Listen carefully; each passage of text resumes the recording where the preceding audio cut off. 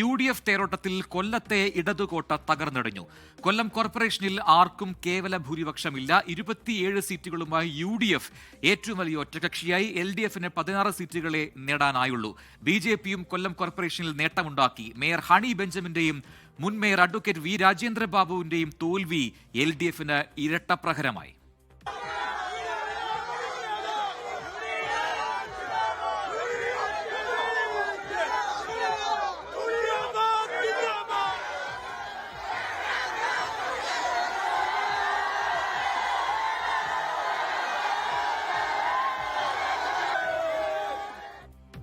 അരുൺ രാജ് കൊല്ലത്ത് നിന്ന് ചേർന്ന് കൂടുതൽ വിവരങ്ങളുമായി. അരുൺ, കേരളത്തിലെ രാഷ്ട്രീയ ഭൂപടം വരച്ചാൽ അതിൽ കൊല്ലത്തെ അടയാളപ്പെടുത്തുക ചുവന്ന നിറത്തിലാണ്. പക്ഷേ ഇത്തവണ അവിടെ LDFന് അടിതെറ്റുന്ന കാഴ്ച നമ്മൾ കാണുന്നു. എന്താണ് അവിടെ LDFന് സംഭവിച്ചത്? CPM ഈ തോൽവിയെ വിലയിരുത്തി തുടങ്ങിയിട്ടുണ്ടോ? ഒപ്പം UDFന്റെ വലിയ മുന്നേറ്റം, അതിനെ എങ്ങനെയാണ് കോൺഗ്രസ് നോക്കിക്കാണുന്നത്? വിശദാംശങ്ങൾ എന്താണ്?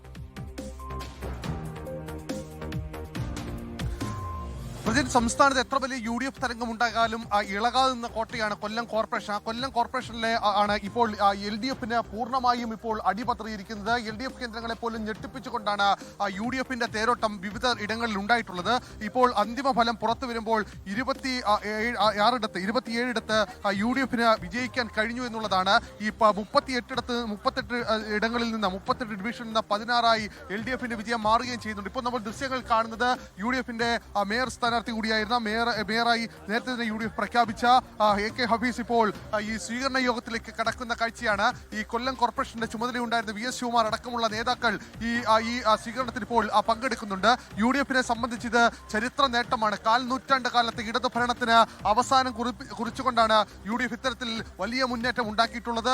UDF നേരത്തെ തന്നെ ഈ റിബലുകളെ അടക്കം പൂർണ്ണമായി ഒഴിവാക്കിയുള്ള പ്രവർത്തനം അത് ആദ്യഘട്ടത്തിൽ തന്നെ മുന്നോട്ട് വെച്ചിരുന്നു. ആ മുന്നേറ്റം തന്നെയാണ് സ്ഥാനാർത്ഥികളെ അടക്കം ആദ്യഘട്ടത്തിൽ പ്രഖ്യാപിച്ചുകൊണ്ടാണ് UDF അതിന്റെ തേരോട്ടം നയിച്ചത്. ഇതിൽ ഒടുവിൽ വിജയ ഫോർമുല ഒടുവിൽ വിജയിച്ചിരിക്കുന്നു എന്നുള്ളതാണ് നമുക്ക് കാണാൻ കഴിയുന്നത്. BJPയുടെ വളർച്ചയും നമുക്ക് ഇക്കട്ടത്തിൽ എഴുതിത്തള്ളാൻ കഴിയില്ല.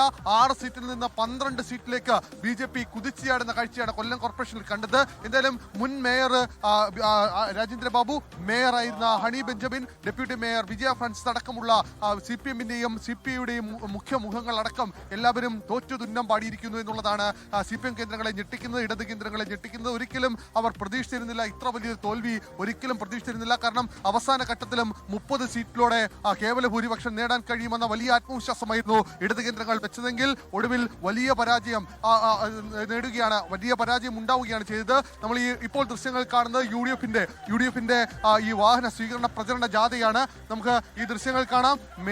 മേയറുണ്ട്. ഈ UDF മേയറായി ഉയർത്തിക്കാട്ടിയത് AK ഹഫീസിനെയാണ്. കൊല്ലം കോർപ്പറേഷന്റെ ഭരണത്തിന് ചുക്കാൻ പിടിച്ചത് VS ശിവകുമാറാണ്. രാഷ്ട്രീയ സമിതി അംഗം ബിന്ദു കൃഷ്ണ അടക്കമുള്ളവർ ഇതിന്റെ കോർപ്പറേഷൻ ഭരണത്തിന് വേണ്ടി കഴിഞ്ഞ കുറേയധികം മാസങ്ങളായി ഇവിടെ മുതിർന്ന നേതാക്കളെ ഇറക്കിയുള്ള ഒരു പ്രവർത്തനമായിരുന്നു. ആ പ്രവർത്തനത്തിനാണ് UDF ഇപ്പോൾ വിജയം നേടിയിരിക്കുന്നത്. ഇത് UDFന്റെ ഐക്യത്തിലുള്ള വിജയം കൂടിയാണ് എന്നാണ് അല്പസമയം മുമ്പ് നമ്മളോട് സംസാരിച്ച UDF നേതാക്കൾ വ്യക്തമാക്കിയത്. എന്തായാലും UDFനെ സംബന്ധിച്ചത് അഭിമാനമായി മാറുകയാണ്. LDF ഇത് പരിശോധിക്കും എന്നുള്ളതാണ് LDF കേന്ദ്രങ്ങൾ ഇപ്പോൾ പറയുന്നത്. എന്തായാലും സംസ്ഥാനത്തെ UDF തരംഗത്തിനൊപ്പമാണ് കൊല്ലവും പോയത് എന്നുള്ള ഒരു ആശ്വാസത്തിലാണ് നിലവിൽ ഇപ്പോൾ കൊല്ലത്തെ LDF കേന്ദ്രങ്ങൾ. ലോകത്തെവിടെയായാലും ഏത് സമയത്തും 24 വാർത്തകളും ഓഗ്മെന്റഡ് റിയാലിറ്റി പാക്കേജുകളും എക്സ്പ്ലെയിനറുകളും വിശദമായി കാണാൻ ഞങ്ങളുടെ YouTube ചാനൽ നിങ്ങൾക്ക് സബ്സ്ക്രൈബ് ചെയ്യാം.